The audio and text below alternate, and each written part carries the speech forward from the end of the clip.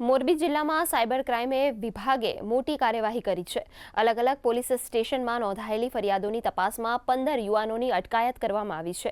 આ કેસમાં કુલ 89,79,065 રૂપિયાની સાયબર ફ્રોડની રકમ સામેલ છે। ભારત સરકારના Indian cyber crime coordination centre દ્વારા મળેલી માહિતીના આધારે આ તપાસ શરૂ કરવામાં આવી હતી। મોરબી સાયબર ક્રાઇમ અને જિલ્લા પોલીસની સંયુક્ત ટીમોએ મ્યુલ બેંક એકાઉન્ટ્સની તપાસ કરી, જેમાં ફ્રોડના પૈસા જમા કરાયા હતા। આરોપીઓ વિરુદ્ધ ભારતીય ન્યાય સંહિતા કલમ હેઠળ ગુનો નોંધી વધુ તપાસ કરવામાં આવી રહી છે।